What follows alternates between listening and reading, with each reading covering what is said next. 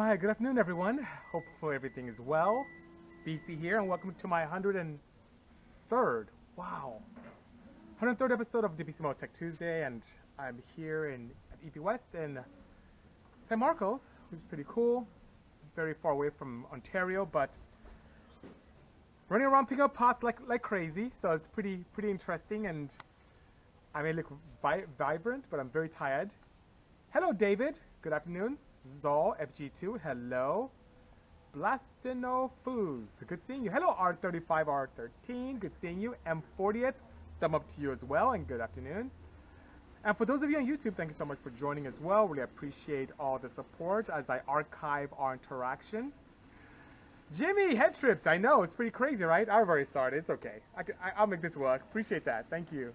Everyone here is so nice. Hello, FXNLXY.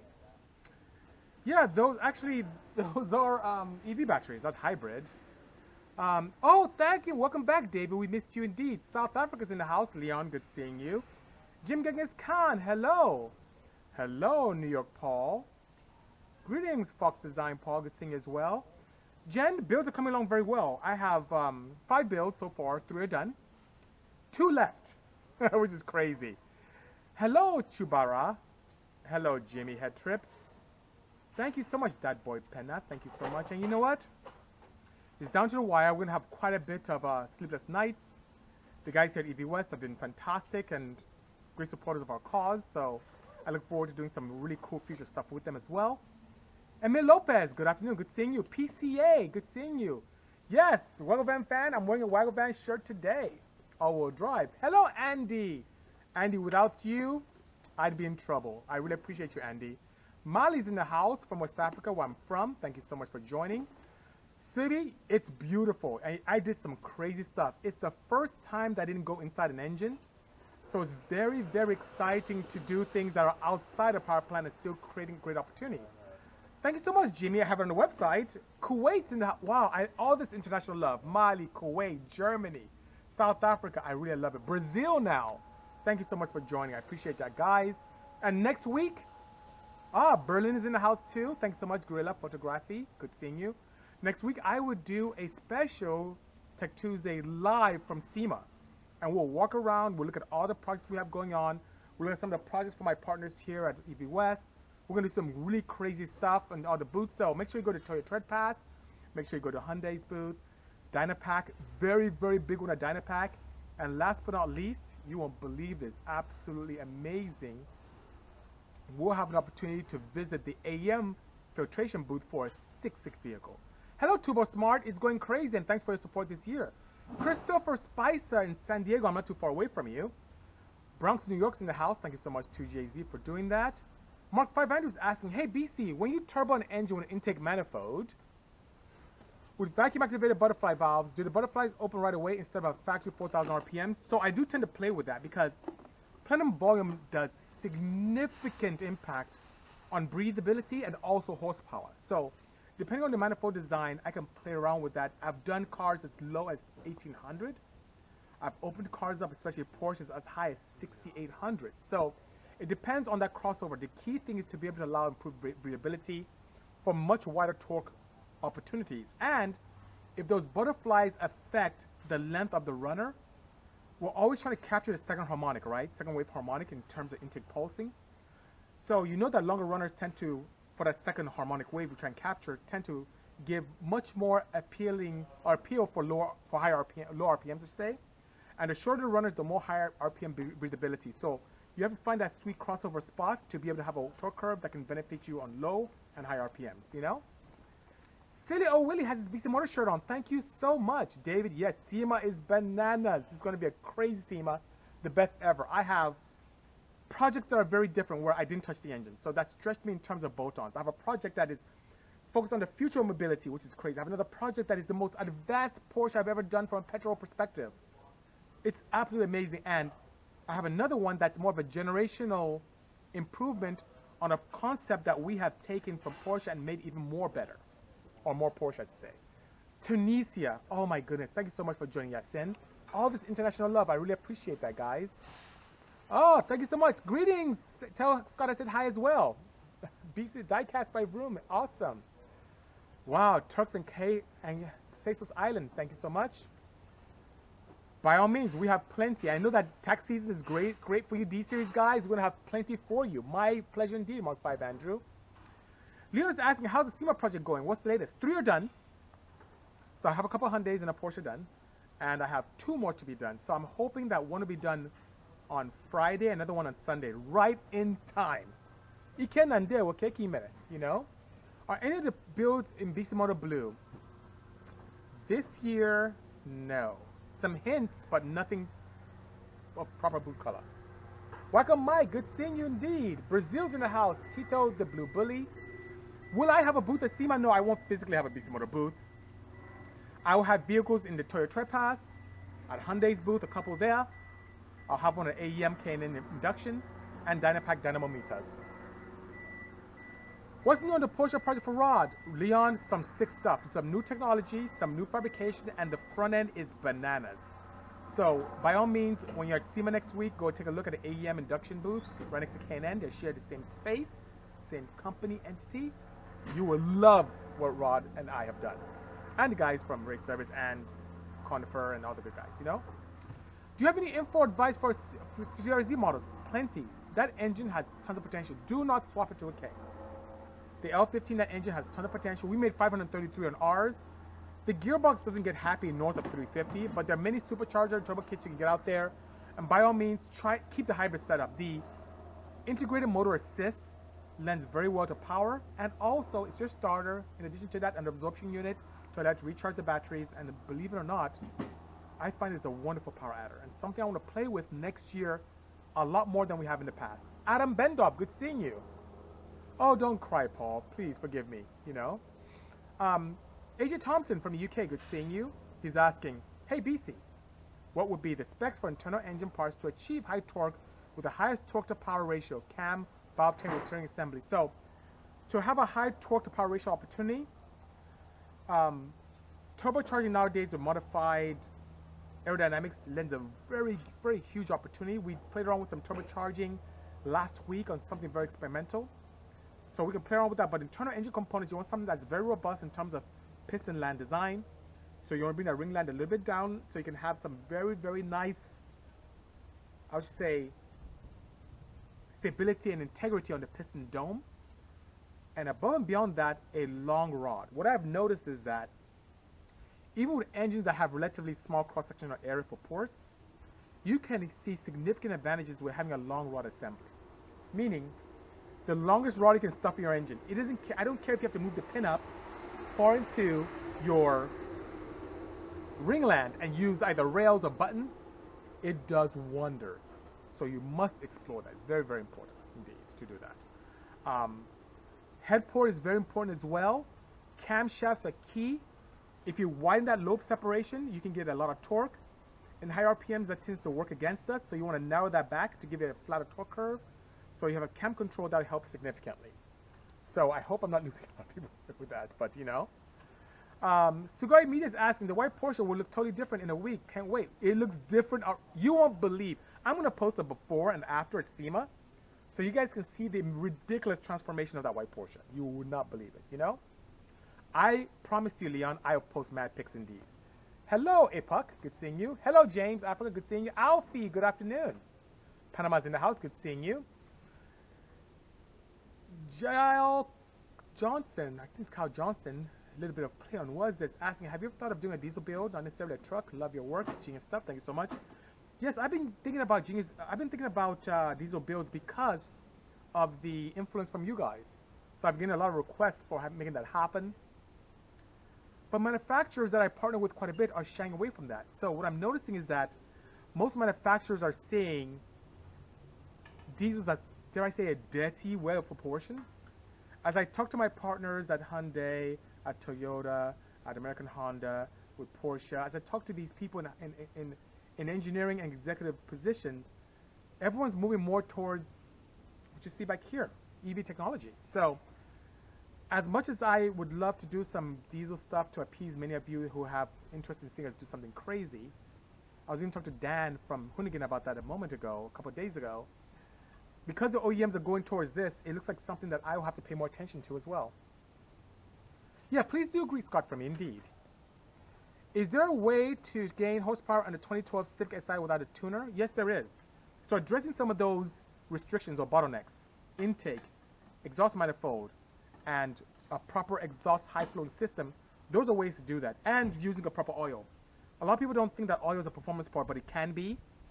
As you think about what oil does, it lubricates and also cools, but also if you have oils that have very high lubricity, for lack of a better word, it can release power by reducing some of the internal friction that you may see with conventional oils. So by doing that, you can increase power significantly without the need of a tuner. But a flash will help you significantly, but if you're trying to stay away from that, intake, a downpipe, definitely, because you know it doesn't have a header, it has an integrated head, that one downpipe can help you significantly indeed. Hello, Garcia. Pan Sersen, good seeing you. Sin. What double valve spring do you recommend for K20? Definitely the Bisimoto ones we have. And we have in two stages. We have for natural aspirated and for boosted. Because I can imagine, in boosted applications, not only do you have to deal with the dynamics of the valve train, the weight of the valve, the weight of the rocker assembly, and so on and so forth, you now have boost as an added variable. So you need to be able to have a valve spring that can keep harmonics, damaging harmonics at bay, while also allowing you to keep boost where it belongs and not pushing past your valves when you don't want it to. My pleasure indeed, Foxman. Any nice cars to get under $5,000? Old school Miata, those are pretty cool. A CRZ, we're just talking about that as a hybrid that's out there. That's a little, you know, little hot hatch. And believe it or not, I was talking to my team about that this weekend. RSXs are pretty cool cars to get at that price as well. You may be lucky enough to find a really clean 914 Porsche, which you can do some cool stuff with, but yeah. Sub is asking what parts we have available for Voster after SEMA. High flow downpipe, intake, intercooler, clutch assembly, flashing solutions, and a very clever take on the valve system on the Veloster N performance package. So a ton of parts, and you won't believe the power you can get from that. That car has so much potential, and I'm very honored to be part of that build. SEMA is next week, Parse 2024. We load up on Monday, and it's Tuesday through Friday of next week. Hello, Anwar. Hello, Robert. Good seeing you. DJ Ramarov, greetings. I still have your intake at the shop. Oh, my God.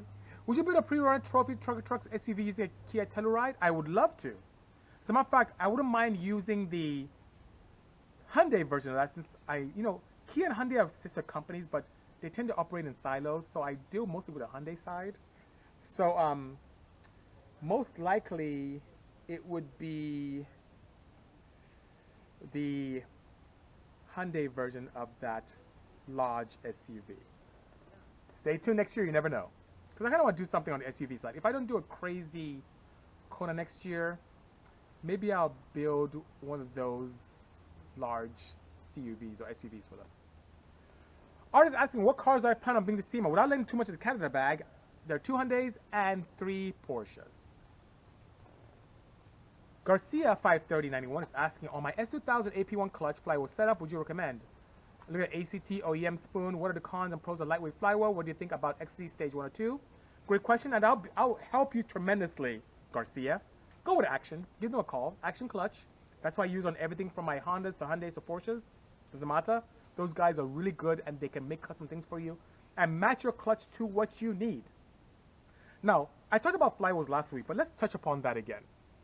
Think about what the flywheel has to do. It has a daunting task of dampening pulses that come out of the internal combustion engine. Let's focus on, let's say, a 4-cylinder engine. You know that cool crankshaft thing that looks kind of weird that sits on the bottom of the engine? Well, all the crankshaft does is a very good job of turning up and down movement into rotational. Up and down movement being your pistons. You know how the internal combustion engine is this device that allows you to have pulses, and it's like a glorified energy converter. Takes the chemical energy of oxygen in the air and fuel, and through combustion turns to heat energy, and through the pistons having work done on the crankshaft turns to mechanical energy. Well, that crankshaft, as it turns from the jolting up and down of the pistons and rods, doesn't come very smoothly into your drivetrain. It comes in jolts, and you need something to dampen those jolts. A flywheel does that. So you have this large flywheel, it's like a big disc, almost like a big rotor, and it's very heavy. And that mass, that heavy mass of the flywheel dampens it so that it turns very smoothly. Now here's the caveat. That weight is the enemy of performance. So us crazy guys that love performance want things to be very lightweight. So what do? We lighten our flywheel. And what that does, it gives you excellent acceleration. For naturally aspirated cars, the cars accelerate like that. For boosted cars, it spools even quicker. Can also fall out of boost, so you better shift very quickly. But the challenge is this. Now your dampening is reduced slightly. And what does that mean? It means that when you put your AC on, it's a little rougher. Your idle may be a little bit rougher and so on and so forth. But I don't mind. Now my grandfather probably wouldn't like that because he wants a smooth ride in his vehicle. But for us performance guys, I don't mind a slightly rougher idle. So the pros are acceleration, faster car, better performance. Amazing, right? Even in drag racing. I think I talked about my flywheel last week. It's a 6-pound flywheel. It's like an aluminum flywheel with windows cut out the back. Very lightweight. So even in drag racing, I get great 60 foots, very fast, amazing. In turbo cars, my wagon with action clutch assembly spools like that. But here is the slight challenge.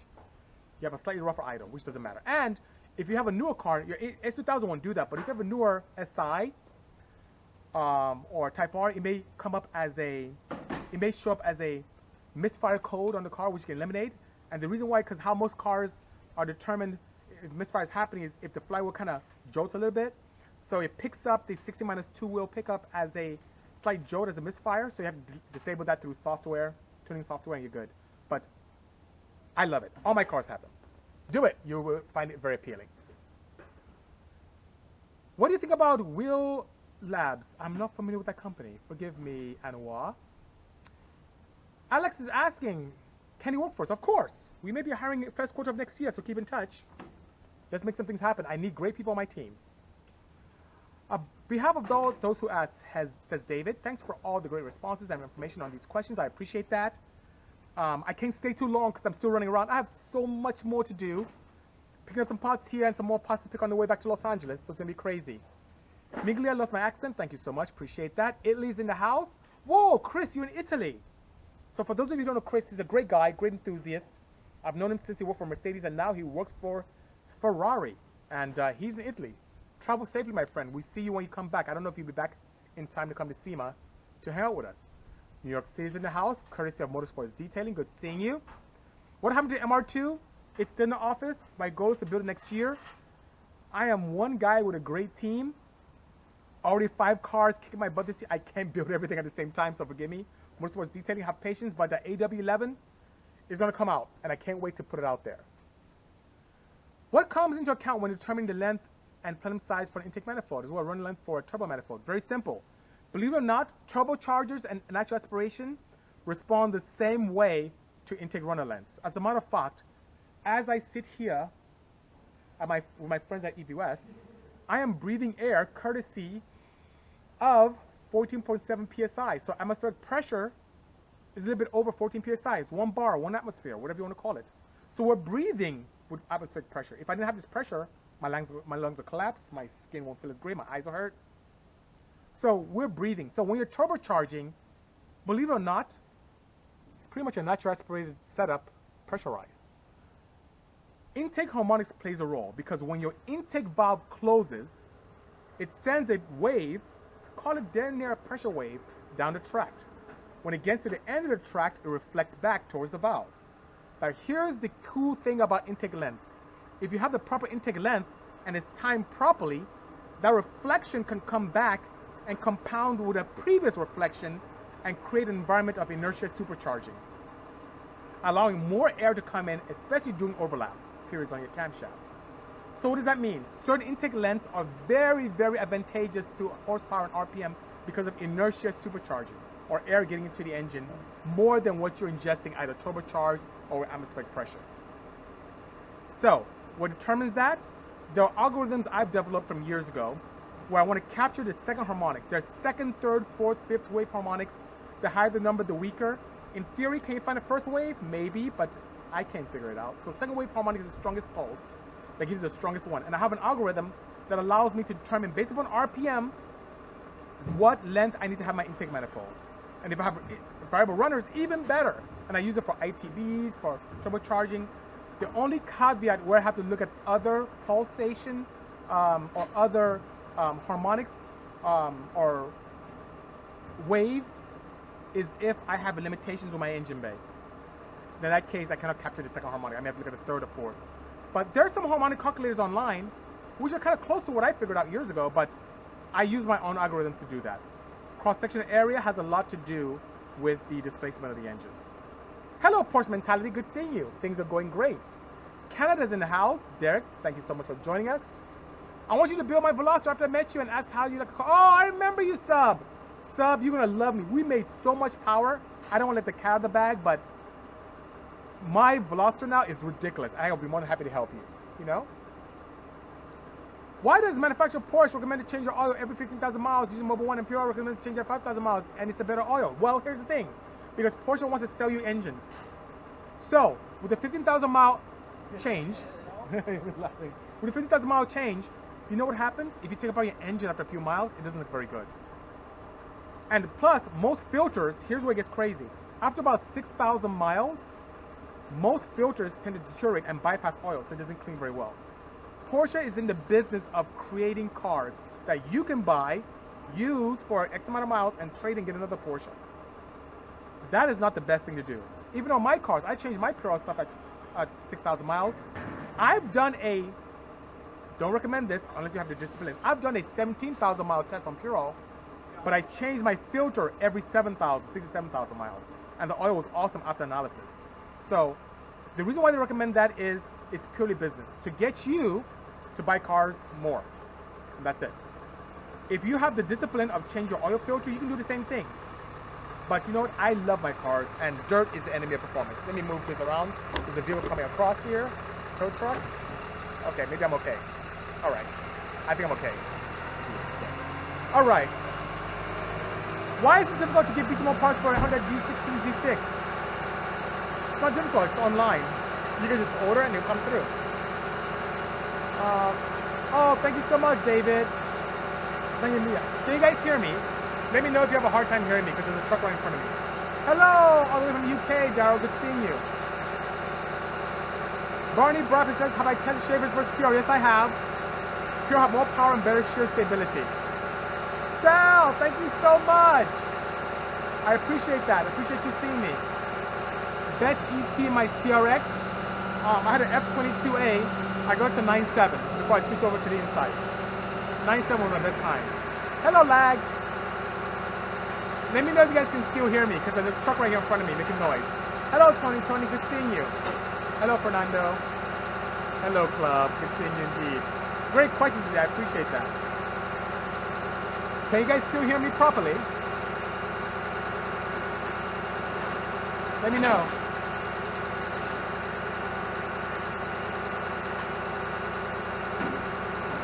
So Ian's asking, by all means, the fact that PurOl has yes it is, PurOl is superior because the fact that PurOl has a combination of Group 4 and Group 5, oh good, Group 4 and Group 5 base stocks, is not just one or the other. Hello Saber, good seeing you. A little noise in my bag, good, thank you so much. So what I saw with PurOl was that it had better shear stability, more power, and absolutely fantastic. So, especially for the price, and it's made here in the USA, not in Belgium. Even though I don't have anything against Belgium.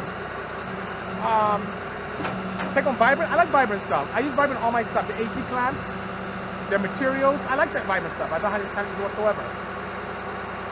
Rob Boy's asking, was I in Fastest Car documentary? Yes, first season, episode 1. Daniel's asking, have I ever worked on F4R engines? No, I have not yet. Louis, thank you so much.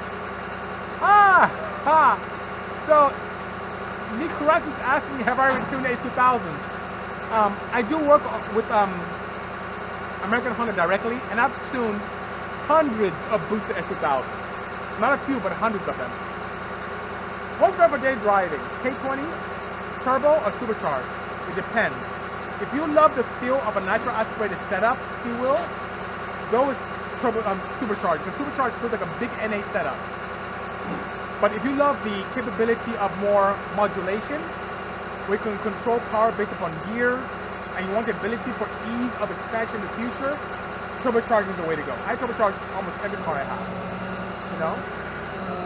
Legend of Kings asks a good question. Talk about some piston drawer benefits as well as touring piston benefits, please. By all means, Legend. The enemy of performance in an internal combustion engine is friction. Weight is a big one, but friction, you have so much power loss. I'm sorry, this thing is so loud in front of me. You have so much power loss with friction. So, one way to make power is by reducing the friction from the rings. And there's big power in that. So on my race engines, I tend to run 2-ring pistons along. So that being said, if you remove one ring, which is ideally the second scraper ring, you can get away with a top ring and an oil ring and not have any problems whatsoever. If you want to run even more power opportunities in a ring package, use a low tension oil ring, but you want to use a vacuum pump so you don't get a lot of damaging oil into the combustion chamber. Now, when it comes to dwell, long rods help with that significantly. So by having dwell at top of the piston, you know how your piston turns with the crank, you have a long rod and it dwells at bottom dead center and top dead center much longer. When you dwell on the bottom, you have more time for cylinder filling, which gets more clean intake, air and fuel that allows for better combustion and more power. When you dwell up top a lot, you have more angles for you to be able to have a better burn, and more dwell up top with more burn allows you for more heat, which allows for more power. It's a win-win no matter what you do. I see I'm losing people probably because of the noise I have here. I'm so sorry. Well, I should probably come back another time because I guess this is quite disturbing. Answer your question real quick about Garcia, about does a light flywheel affect top end speed or momentum? Does it affect handling? Do you think about purity to better seal combustion chamber and clean? Do you recommend any? So Garcia, yes, light flywheels affect your speed by making you go faster, get there quicker. It affects momentum because you don't have that heavy mass to accelerate. So from a performance perspective, it's a huge benefit. In terms of additives, I'm not a huge advocate of them because most additives have this weird magnesium added to it as an anti-knock agent, especially those, what do you call those crazy octane boosters. So, not magnesium, manganese, and when you put your plugs like a reddish brown, it's not very good. So that being said, I'm okay with injector cleaners, but not okay with any additives that allow you to increase octane. I'd rather you go with a fuel that is better octane and stuff of that nature. Oh, thank you so much. Garcia says you can hear me, but keep going. I'm sorry, there's really a tow truck. I'll show you. There's a tow truck right next to me here. Right there. See? So that's what's making the noise. I really apologize, guys. So sorry. When am I making more F20 gaskets? Because of the lack of demand, I won't be making any more memo. I'm so sorry. Do I know of any code intakes for the 2012 High-End S? Come through it. No, I do not. I don't know of any of those at this time. But guys, yeah, it looks like this noise is going to stop anytime soon. So I'll go ahead and excuse myself. But thank you so much. I'm going to head back to the office. I know it's pretty loud. I'm going to head back to the office. I'm going to go ahead and keep working for SEMA, get things going. But thanks for joining me on this Tech Tuesday. Hope you enjoyed yourself. And see you next week in Las Vegas at SEMA. Take care, everyone. Cheers. Bye-bye.